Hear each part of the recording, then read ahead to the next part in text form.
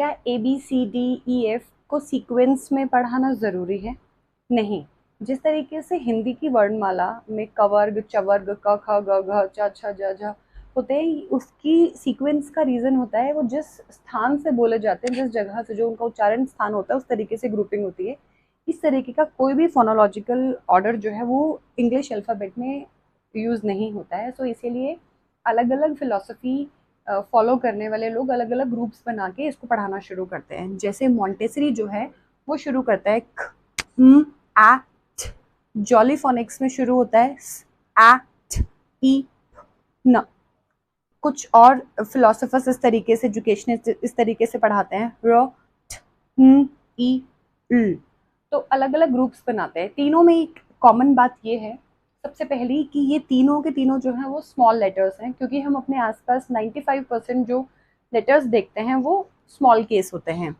Another is her group में आप देखेंगे कि कोई ना कोई वॉवल ज़रूर है, क्योंकि कोई भी ऐसा वर्ड एग्जिस्ट नहीं करता जिसके अंदर कोई भी वॉवल ना हो। किसी भी वर्ड को बनाने के लिए एक एटलीस्ट वन वॉवल का होना ज़रूरी है। इसीलिए हर ग्रुप में आ, ई एक वॉवल ज़रूर है, जिससे कि वर्ड्स की फॉर्मेशन हो सके अगर बच्चे ने एक ग्रुप के वर्ड्स को रिकग्नाइज करना या उसको पहचानना शुरू कर दिया है।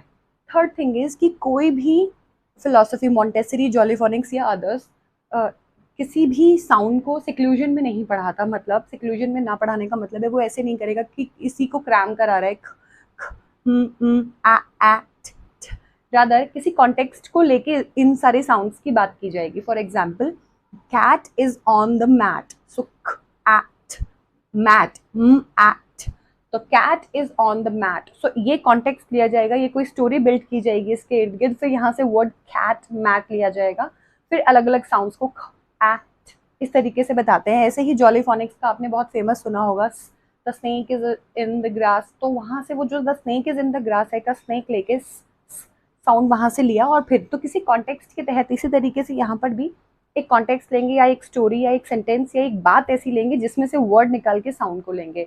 इसका रीज़न भी यही है कि हम अपने आसपास कभी भी किसी भी साउंड को सेक्लूजन में नहीं सुनते। हर बात जो होती है, कोई भी बात हम कहते हैं, चाहे वो इंग्लिश में हो, हिंदी में हो, किसी कॉन्टेक्स्ट के तहत होती है।